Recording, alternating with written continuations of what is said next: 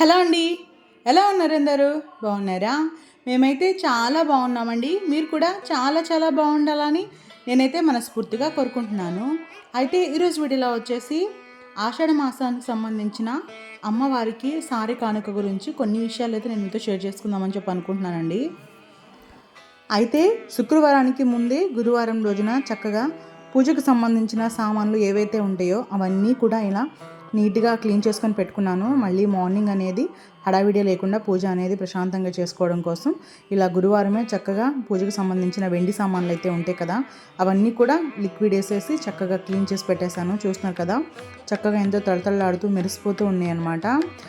ప్రతిరోజు కూడా పూజలో ఉపయోగించే వెండి సామాన్లు తొందరగా నల్లగా అయిపోతూ ఉంటాయి. అందుకని వారానికి 1 లేదా 2 సార్లు చక్కగా వెండి సామాన్లు క్లీన్ చేసుకోవడం వల్ల నల్లగా అవ్వకుండా ఉంటాయి అన్నమాట.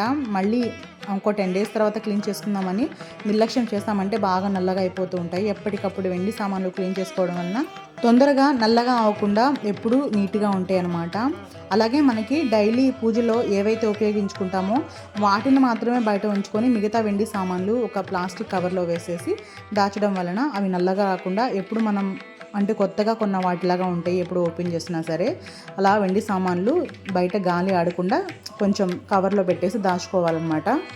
ఇంకా ఎలాగో శ్రావణ మాసం రాబోతుంది కదా, ఇంటికి సంబంధించిన పనులన్నీ కంప్లీట్ అయిపోయాయి. ఇంకా శుక్రవారం వస్తుంది కాబట్టి అందులోనూ ఆషాఢ మాసానికి సంబంధించిన లాస్ట్ వారము పూజ అనేది అమ్మవారికి సారి సమర్పించుకోవాలని చెప్పి ఇంకా పూజకి సంబంధించి హడావిడిగా ఉండిందనమాట. చక్కగా ఇలా ఉదయాన్నే ఇంటి ముందు అందంగా ముగ్గు పెట్టేసుకున్నాను అనమాట. అందులోనూ ఇంటి ముందు కలర్ కూడా వేశాను. ఇంకా శుక్రవారం పూజ అంటే మర్చిపోలేనిది ద్వారలక్ష్మి పూజ. పూజ ఒక అరగంట అటు ఇటు లేట్ అయినా సరే ద్వారలక్ష్మి పూజ అనేది చేసుకోకూడదు. ఖచ్చితంగా మనము గుమ్మాన్ని అలంకరించుకున్న తర్వాతనే మనం పూజ అనేది మొదలు పెట్టుకోవాలి. అంటే లక్ష్మీదేవి మనకి ఇంట్లోకి రావాలంటే గుమ్మం దాటి రావాలి కదా, అలా మనకి ద్వారలక్ష్మి పూజ అనేది చక్కగా నిండుగా మన ద్వారాన్ని అలంకరించుకొని అలాగే పసుపు కుంకుమలతో ముగ్గులతో నిండుగా అలంకరించుకున్న తర్వాత ఇలా పూజించుకొని అప్పుడు మనం ఇంట్లో దీపారాధన అనేది చేసుకోవాలి. చాలామంది హడావిడిగా ముందు పూజ చేసుకున్న తర్వాత గడపకి పూజ చేస్తూ ఉంటారు. అలా కాకుండా ముందు మనం ద్వారలక్ష్మి పూజ చేసుకోవాలి. ఆ తర్వాతే మనము పూజకు సంబంధించిన పనులు ఇంకా ఏర్పాట్లు అనేవి చేసుకోవడం చాలా మంచిది. ఇంకా పూజ అంటేనే ఎన్ని రకాల పువ్వులు ఉన్నా సరే చామంతి పూలు ఖచ్చితంగా ఉండాలి. అందులోనూ శ్రావణ మాసం రాబోతుంది కాబట్టి చామంతి పూలు ఫ్రెష్గా తాజాగా వస్తున్నాయి అన్నమాట. చాలా బాగున్నాయి. ఎన్ని రకాల పూలతో అలంకరించుకున్నా సరే ఈ చామంతి పూలు పెట్టడం వలన పటాలు దేవుడి గది ఎంతో అందంగా కళకళలాడుతూ కనిపిస్తూ ఉంటుంది. అలానే ఇక్కడ నేను చామంతి పూలు గులాబీ పూలు 2 మార్కెట్ నుంచి తెప్పించాను. ఇలా ఒక ప్లాస్టిక్ కంటైనర్స్లో స్టోర్ చేసుకొని పెట్టుకుంటాను అనమాట. డైలీ పూజకి ఇలా పువ్వులు రెడీగా ఉంటాయి. ప్రతిరోజు మార్కెట్కి వెళ్ళి తీసుకురావాలంటే కష్టంగా ఉంటుంది కదా, అలా కాకుండా ఇలా ఒక్కసారిగా పూలు అనేవి తీసుకొచ్చుకొని ఫ్రిడ్జ్లో పెట్టుకొని పూజించుకోవడం చాలా మంచిది. ఎందుకంటే మనకి డైలీ ఫ్రెష్గా దొరికే పూలే పూజకు ఉపయోగించుకోవాలి. అలా దొరకని పక్షాన ఇంకా ఇవే మార్గం కదా, ప్రతిరోజు మార్కెట్కి వెళ్ళి తీసుకురావడం అనేది కష్టంగా ఉంటుంది. కాబట్టి ఇలా చక్కగా మనకి ఏ టైంలో అయినా సరే పూజ చేసుకోవడానికి పువ్వులు అనేవి రెడీగా ఉంటాయి. చాలా కళగా పూజ అనేది చేసుకోవచ్చు అనమాట. ఇంకా నేనైతే పూజకు సంబంధించి అలంకరణకే ఎక్కువ ప్రాముఖ్యతనిస్తాను. ఎందుకంటే మన శక్తి కొలది మనం చక్కగా పూజ గదిని అలంకరించుకున్నామంటే ఇంట్లో ఒక పాజిటివ్ వైబ్స్ అనేవి ఉంటాయి అన్నమాట. చక్కగా మంచి పరిస్థితులు అనేవి ఇంట్లో నెలకొంటూ ఉంటాయి. మనం అటు తిరుగుతున్న ఇంట్లో ఇటువైపుకి వెళ్తున్నా సరే పూజ గది కనిపిస్తూ ఉంటుంది. ఇలా కళగా ఉన్న పూజ గదిని 1కి 10 సార్లు చూసుకుంటూ ఉంటే మనకే తెలియని ఒక పాజిటివ్ వైబ్స్ అనేవి వస్తాయి అన్నమాట. చక్కగా నిండుగా మనం ఇలా పూలమాల పూజ గది నిండుగా అలంకరించుకోవడం వలన ఎంతో కళగా కనిపిస్తూ ఉంటుంది. దాదాపు పూజకు సంబంధించిన అలంకరణ అంతా చేసుకోవడానికి ఒక అరగంట వరకు సమయం పడుతుంది. ఎందుకంటే ప్రతిదీ చక్కగా అలంకరణ చేసుకోవాలి. ఎక్కడా కూడా లోటు లేకుండా అన్ని విధాలా బాగుండాలి అంటే అలంకరణకు సంబంధించినవన్నీ ఒక అరగంట కంటే ఎక్కువ సమయమే పడుతుంది. ఇలా పూజ గదికి సంబంధించిన అలంకారం అంతా కంప్లీట్ చేసుకున్న తర్వాత అమ్మవారికి సంబంధించి నైవేద్యం ప్రిపేర్ చేయడానికి ఇలా కిచెన్లోకి అయితే వచ్చాను. పాలు పొయ్యి మీద పెట్టేసి ఈరోజు అమ్మవారికి ఇష్టమైన సేమియా పాయసం చేద్దామని చెప్పి కొంచెంగా ప్రిపేర్ చేస్తున్నాను అనమాట. ఎందుకంటే అమ్మవారికి బెల్లంతో చేసిన పాయసం ఏదైనా సరే శుక్రవారం రోజున చేసి పెట్టడం వలన ఆ అమ్మవారి కటాక్షం మనపై ఎప్పటికీ ఉంటుంది. మనల్ని ఎప్పుడూ ఆశీర్వదిస్తూ ఉంటారు.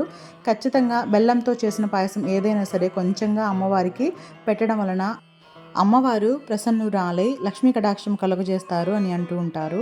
అందుకని బెల్లంతో చేసిన పాయసం ఏదైనా సరే కొంచెంగా అమ్మవారికి నైవేద్యంగా మనం సమర్పించాలి. ప్రతి శుక్రవారం కూడా మన శక్తి కొలది ఒక చిన్న బెల్లం ముక్కనైనా సరే చక్కగా అమ్మవారికి సమర్పించడం వల్ల చాలా మంచిది. ఇక్కడైతే నేను చక్కగా అమ్మవారికి సంబంధించి కొంచెంగా ఈ సేమియా పాయసాన్ని అయితే ప్రిపేర్ చేసి పెట్టానన్నమాట. ఇంత లోపల నేను అమ్మవారికి కావాల్సిన సారీకి సంబంధించినవన్నీ ఏర్పాటు చేసుకోవాలి. ఇది కొంచెం చల్లారుతుంది కదా, వేడి వేడిగా కాకుండా కొంచెం చల్లారిన తర్వాత ఒక వెండి గిన్నెలోకి తీసుకొని అమ్మవారికి నైవేద్యంగా పెడతాను. ఈ లోపల అమ్మవారికి సారా అనేది నేను ఇవ్వాలి అనుకున్నాను. ఎందుకంటే ఆషాఢ మాసం కదా, ఆషాఢ మాసంలో అమ్మవారందరికీ కూడా ఇలా సారె పెట్టడం వలన ఎంతో మంచి జరుగుతూ ఉంటుంది. అలానే ప్రతి గ్రామంలో కూడా అమ్మవారికి సంబంధించి సంబరాలు జాతర జరుగుతూ ఉంటాయి కదా, అలా ప్రతి ఒక్కరికి కూడా పసుపు కుంకుమ అనేది పెడుతూ ఉంటారు. అలా మా ఇంటి లక్ష్మీదేవికి కూడా నేను నాకు తోచినంతలో నేను అమ్మవారికి సారా అనేది పెడుతున్నాను అనమాట. ఇది ఇలానే పూజ అనేది శ్రావణ మాసములకు సంబంధించిన శుక్రవారం పూజ కూడా చేసుకోవచ్చు. ఇది ఆషాఢ మాసానికి సంబంధించిన అమ్మవారికి సారీకి సంబంధించిన పూజ కాబట్టి నేను నా శక్తి కొలది అమ్మవారికి సారనైతే సమర్పించాను.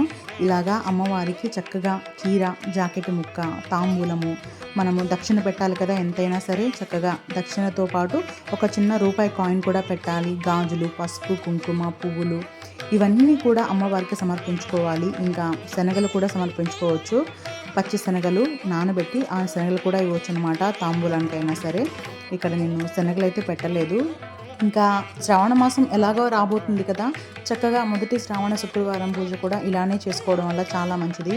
చక్కగా పూజ గదిని ఇలా పూలతో అలంకరించుకొని అమ్మవారికి సంబంధించి ప్రతి వారం కూడా చక్కగా ఒక చిన్న జాకెట్ ముక్కైనా సరే తాంబూలంతో అమ్మవారికి సమర్పించడం వల్ల చాలా మంచిది. ఎందుకంటే మామూలు శుక్రవారాల కన్నా కూడా శ్రావణ శుక్రవారాలు అనేవి చాలా శక్తివంతమైనవి కాబట్టి ఆ రోజులో మనం చేసే పూజ అనేది అమ్మవారు ఖచ్చితంగా స్వీకరిస్తారు. అలానే ఆ నెలంతా కూడా అమ్మవారు తిరుగుతూ ఉంటారు అని అంటూ ఉంటారనమాట. చక్కగా 2 పూటల ఉదయం సాయంత్రము ఇంట్లో దీపారాధన చేసుకోవడం వలన ఆ లక్ష్మి మన ఇంటిని వదిలి ఎక్కడికి వెళ్ళదు అంటారు. అందుకని చక్కగా శ్రావణ మాసంలో ఉదయము అలానే సాయంత్రం కూడా 2 పూటల దీపారాధన చేసుకొని అమ్మవారికి ధూపం వేయడం వలన చాలా చాలా మంచిది. పూజలో అమ్మవారికి ధూపం వేస్తున్నా అలానే హారతి ఇస్తున్నా అమ్మవారి ముఖంలో ఎక్కడ లేని చిరునవ్వు కనిపిస్తూ ఉంటుంది. ఆ ఒక్క చిరునవ్వే చాలు ఎంత కష్టాన్నైనా దూరం చేస్తుందన్నమాట. అంత బాగుంటుంది. మనం భక్తిగా పూజ చేస్తూ ఆ దానిలో లీనమైపోయామంటే చాలు, ప్రతి ఒక్క దేవుని ముఖ చిత్రము మన వైపు చూస్తూ నవ్వుతున్నట్లు కనిపిస్తూ ఉంటుందన్నమాట. చూస్తున్నారు కదా, ధూపం వేస్తే ఇల్లు ఒక దేవాలయం లాగా ఉంటుందండి. ఒక పాజిటివ్ వైబ్స్ అనేవి బాగుంటాయి అన్నమాట. ఇల్లంతా ఇలా దీపాలతో వెలుగుతూ ఉంటే ఇంకా మనం ఒక గుడిలో ఉన్నంత ఫీలింగ్ కలుగుతూ ఉంటుంది. ఇలా ఒకసారి పూజ అంతా అయిపోయిన తర్వాత లాస్ట్లో టెంకాయ కొట్టి చక్కగా కొబ్బరి చుప్పలు ఉంటాయి కదా, ఆ రెండిట్లో కూడా బెల్లం అనేది ఒక చిన్న బెల్లం ముక్క ఇందులో వేసేసి అమ్మవారికి సమర్పించాలి. చాలా ఇష్టము కొబ్బరికాయ అంటే అమ్మవారికి. ఆ కొబ్బరికాయ కూడా బెల్లంతో కలిపి పెట్టామంటే లక్ష్మీ కటాక్షాన్ని పొందవచ్చు. ఇంక ఇలా కొబ్బరికాయ కొట్టిన తర్వాత ఇలా పూజ అంతా అయిపోయిన తర్వాత అమ్మవారికి ఖచ్చితంగా హారతి ఇవ్వాలి. ప్రతి పూజలోనూ లాస్ట్గా మనము హారతి ఇవ్వాలి. ఆ హారతితో మనకి పూజ అంతా అయిపోయినట్లు అనమాట. చక్కగా అమ్మవారికి ఇలా హారతి ఇచ్చిన తర్వాత దండం పెట్టుకుంటే మన పూజా ఫలం అనేది పొందవచ్చు. హారతి లేకుండా పూజ అనేది అర్ధరహితం అనమాట. ఖచ్చితంగా హారతి ఇవ్వాలి. ఉదయము సాయంత్రం కూడా చక్కగా ఒక చిన్న కర్పూరం బిళ్ళ వేసుకొని అమ్మవారికి హారతి ఇవ్వడం వలన చాలా మంచిదండి. ఇలా ఒకసారి పూజకు సంబంధించిన అమ్మవారికి సంబంధించి హారతి మొత్తం ఇచ్చిన తర్వాత ఇదే హారతిని మనము ఇల్లంతా కూడా చూపించడం చాలా మంచిది. ఎందుకంటే మనకి ఇంట్లో నెగిటివ్ ఎనర్జీ ఏదైనా ఉన్నా సరే ఈ హారతి ఇవ్వడం వలన అది పటాపంచలైపోతుందని చెప్పి అంటూ ఉంటారు. ఖచ్చితంగా సాయంత్రం సంధ్యా సమయంలో, ఉదయం కుదరకపోయినా చక్కగా సాయంత్రం సంధ్యా సమయంలో ఇలా ధూపం వేసుకున్న తర్వాత హారతి కూడా ఇల్లంతా ఒకసారి చూపిస్తే ఒక పాజిటివ్ వైబ్స్ అనేవి ఉంటాయి అన్నమాట. నెగిటివ్ ఎనర్జీ ఏదైనా ఉందంటే మాత్రం అది ఖచ్చితంగా వెళ్ళిపోతుంది. ఇంకా తులసమ్మ కూడా ఆషాఢ మాసానికి సంబంధించిన పూజ అనేది ఖచ్చితంగా ఉంటుంది కదా. ఇంకా ఇప్పుడైతే తులసమ్మకి సంబంధించిన పూజ అయితే నేను చేసుకుంటున్నాను. అమ్మవారికి చక్కగా చామంతి పూలు, గులాబీ పూలతో నిండుగా అలంకరించుకున్నాను. అమ్మవారికే పూజ అయ్యే పూలు అన్నంత బాగుంది కదా కళగా. ఇంకా అలానే అమ్మవారికి సంబంధించి గాజులు కూడా సమర్పించుకున్నాను. అలానే పసుపు, కుంకుమ, తాంబూలము ఇవన్నీ సమర్పించుకున్న తర్వాత అమ్మవారికి నైవేద్యంగా ఒక చిన్న బెల్లం ముక్క, ఇంకా అలానే అమ్మవారి ఆశీర్వాదం తీసుకోవాలి కదా.